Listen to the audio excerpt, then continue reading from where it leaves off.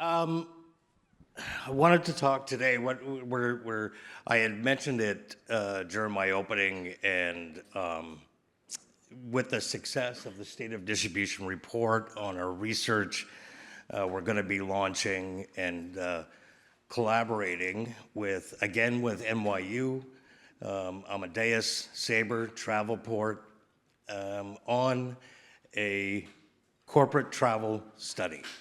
So basically, a look at the industry-wide value of the corporate travel, and again, a collaborative effort between Amadeus, Sabre, Travelport, and NYU. So we got looking at, we're recently pulling together a presentation of this information on the state of corporate travel, and some of the, we had to basically cite for information on the deck 15 different sources with no real clear source of truth, which makes the study quite murky. And I wanted to ask you, Sean, why is the landscape on this information so murky? Well, I think the corporate travel space has been evolving over the last several years. I think one of the travel managers' biggest hurdles or one of their biggest complaints has been around leakage. And I think that what we're seeing today in the space, leakage is even more prevalent. We're seeing multi-sourcing kind of take hold, and now we're seeing a lot of the corporate travelers booking in a lot of different channels, and we see OBTs embracing that and making it easier for the corporate traveler to find different rates that may not have been what we were intending to sell those products.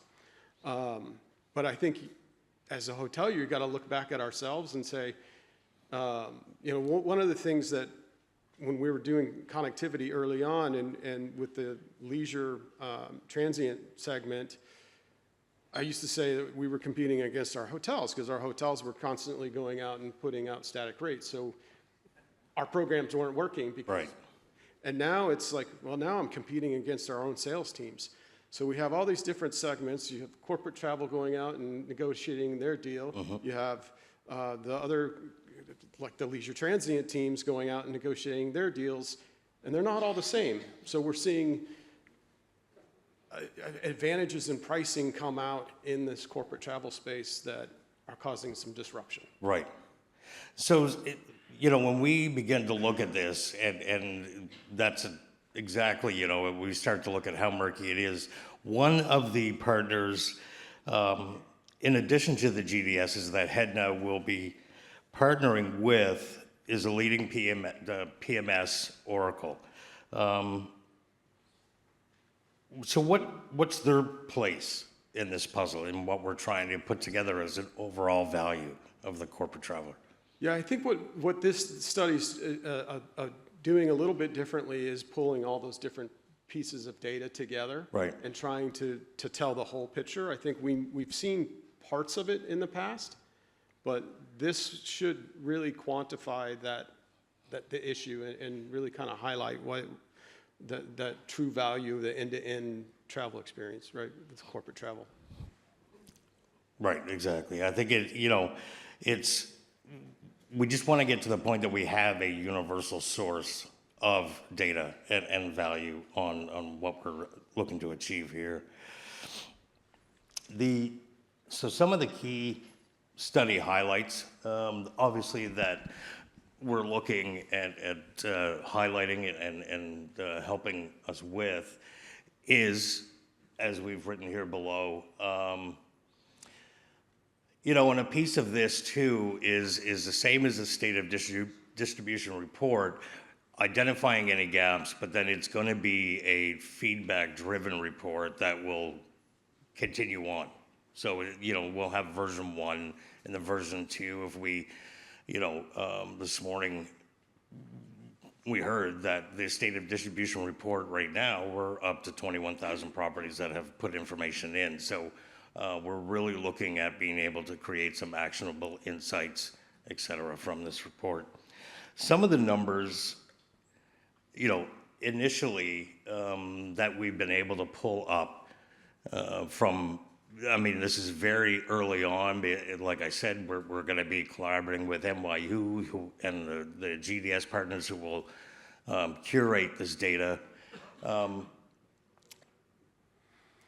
But, we're always being asked if corporate travel has recouped or has recuperated since the pandemic.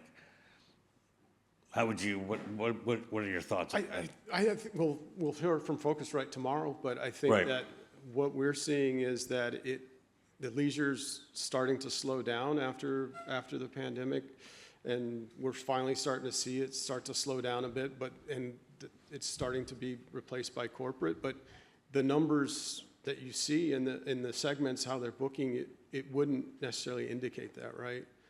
So we're seeing the booking behaviors are starting to shift a little bit. And I think what we heard in San Diego kind of reiterated that. Is like, the leakage issue isn't as important as it was, maybe. And that's what we're trying to, there's certain travel management companies that think it's very important. There's others that are saying, well, we don't care as long as they can, they get where they need to be and we know where they are. So from a hotelier's side of things, so right now I'm going to wear the head hat, and you can wear the hotelier hat for sure. What as a hotelier organization, do we care where they book? As long as, how do we determine the value on it? Well, we're not as sophisticated yet to know Right. where they are, right? So if it comes in through another channel, we're not able to identify it. So right now we're so tied to the rate that they actually book to know that they are that corporate, right? And so when they're booking through all these other channels, we can't see their total spend and their total value. And that's why with some of the things that we were talking about earlier with the ID, I think that's going to change the way that we look at things. Yeah. You'll be able to book through whatever channel if we know who you are with the digital ID and things. So I think things are evolving so quickly right now that A lot of these things are starting to come together, but yeah. yeah. Excellent.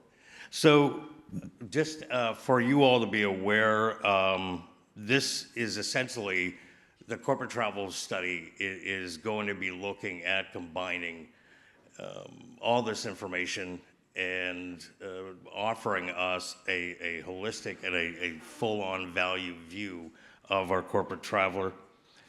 There are obviously, we have a QR code, and I would encourage hoteliers to contribute to the study. Just like the state of distribution, this research project will be ongoing, ever breathing.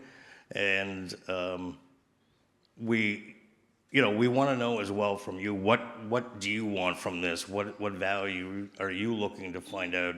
What do you need? And so scan this code. Get involved, and we'll be having a much more in-depth conversation in Orlando about it. Was there anything you wanted to add? No, Before we go, I think it's an interesting project, and I don't think anybody's really looked at it from this perspective before. So I'm interested to see the results and see if some of my assumptions are right and around Right. the effects of multi-sourcing, the effects of how we are still managing clients by different segments, and is this really is this going to highlight the fact that we need to do omni-channel pricing, or is there a different way that we're going to have to look at it? But by the time we do that, there's going to be a whole nother pricing strategy with all the things that we've talked about this morning. So it just seems like we're going to. I think this will, yeah. I mean, it's about time that, and I mean, I know we've talked about a study like this in the past, years and years ago, and there's always been that effort and that appetite to put something like this together. So I'm looking forward to seeing what we see as a result as well. Absolutely. Yeah, yeah. All right? All right, well, thank you. Thank you, thank you, thank you all.